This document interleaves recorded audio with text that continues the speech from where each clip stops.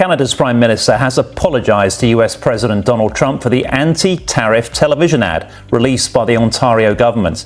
I did apologise to the President. President was offended by the act, or by the ad rather, and it's not something I would have done. No, but I have a very good relationship. I like him a lot.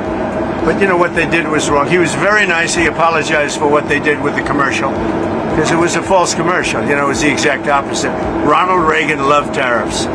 You hit record on a story that reads like a political thriller mixed with a trade textbook, and the plot couldn't be straighter.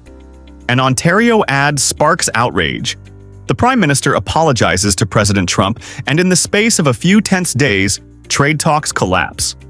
This isn't just parley's paused, it's a rupture with consequences for jobs, industry, and how Canada positions itself in a world that's already changing fast. I did apologize to the President. President was offended by the act, or by the ad rather, and it's not something I would have done, which is to put in place that advertisement, and so I apologize to him. I'm the one who is responsible in my role as Prime Minister for the relationship with the President of the United States, and the federal government is responsible for the foreign relationship with the U.S. government. So I think there is, well, the individuals can speak for themselves, and you know they're practiced in speaking to themselves, and they will speak for themselves.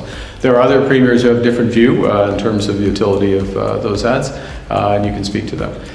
Picture the scene. A reporter asks the Prime Minister on camera if he apologized to President Trump about the controversial ad.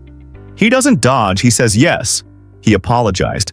And he makes the case that as Prime Minister, he's responsible for the relationship with the United States.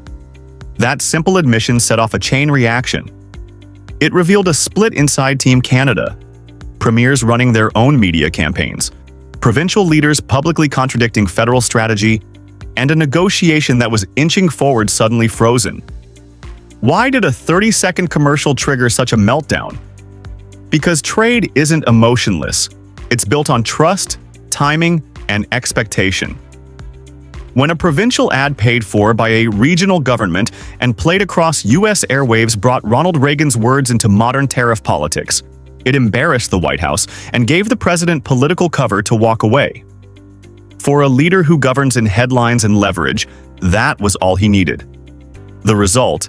Negotiations that were close one day were called off the next, and months of painstaking technical talks evaporated in a morning of social media posts and acrimony. The optics were brutal. The Prime Minister's apology was an attempt to patch the rupture, to signal continuity and responsibility. But apologies don't always undo consequences. Even as he reiterated Canada's commitment to negotiation, the reality was laid bare. The talks had been suspended. And a suspended negotiation isn't neutral. It's a gap that markets, companies, and workers immediately notice. Investors pause. Contracts get delayed. Factories that planned capacity expansions hesitate.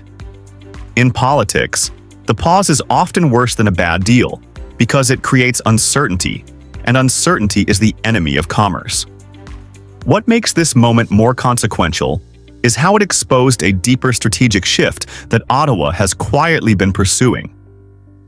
The Prime Minister didn't just apologize and plead for talks to resume. He used the opportunity to double down on a different message.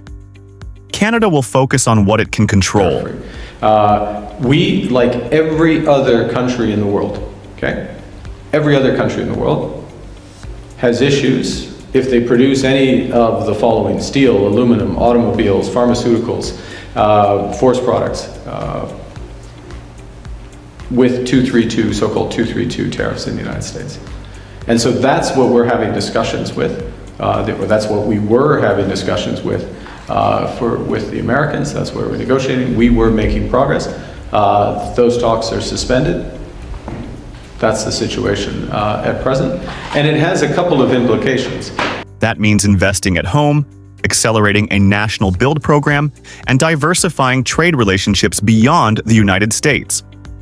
He framed the coming budget as the answer, a plan to build Canada, to invest generationally in infrastructure, industry, and partnerships across Asia and beyond. That's not a rhetorical pivot. It's a plan to make Canada less vulnerable to a single, unpredictable partner. And that plan already has shape.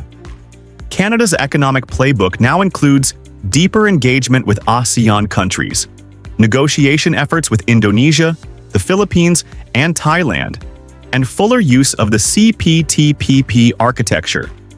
The government is signaling that it will seek certainty in markets that are growing faster and offering predictable contracts. That's a reasonable commercial strategy.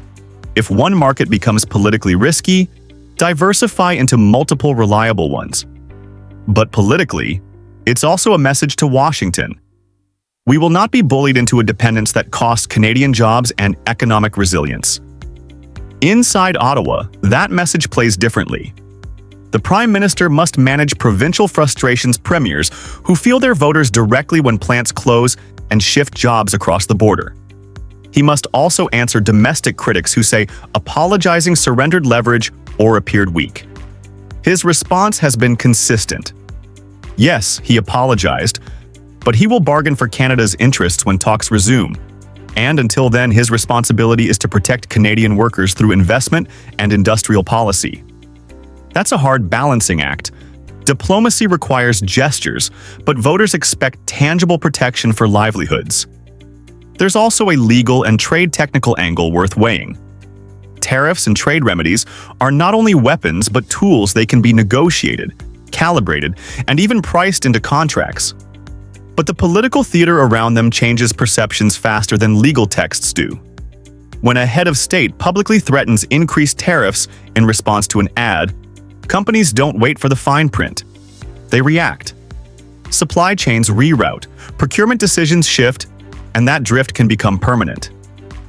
CEOs don't like unpredictability. So the real damage may be long-term. Fewer investments, fewer greenfield projects, and the reputational cost that makes governments less attractive partners. So what happens next? First, the budget becomes central. The Prime Minister has framed the upcoming budget as the vehicle to rebuild domestic certainty infrastructure, industrial incentives, and programs that anchor production in Canada. That sends a strategic signal. If the U.S. won't or can't be relied upon, Canada will use its fiscal power to safeguard its economy. Second, diplomatic back channels will keep working. Even if the president publicly says talks are over, negotiators often work the margins quietly. Canada will keep those doors open while simultaneously accelerating alternative trade agreements to create real options. Third, the domestic political scene will heat up. Premiers who oppose the federal approach will keep pushing provincial leverage. Unions will demand guarantees for factories, and opposition parties will weaponize every misstep. There are also lessons for allies and multinationals. The episode underlines why companies increasingly demand political risk insurance and why supply chain diversification is no longer an optional hedge but a core business strategy. For NATO partners and trade allies, it's a reminder of how local political moves, a provincial ad, a single tweet, can escalate into strategic ripples across continents. On the human side, this is about workers and community livelihoods. Behind the tariff headlines stand people in Windsor, in Ontario's manufacturing towns, in supply firms that count on predictable cross-border demand. Every day of suspended talks is a day of delayed hiring, postponed orders, and uncertainty for families. That is why the Prime Minister's economic pivot matters. It's meant to protect those workers by creating domestic certainty and new markets. And that's where Canada stands tonight, caught between apology and ambition, between repairing a partnership and redefining its independence. The next few months will show whether this pivot builds a stronger Canada or deepens the divide.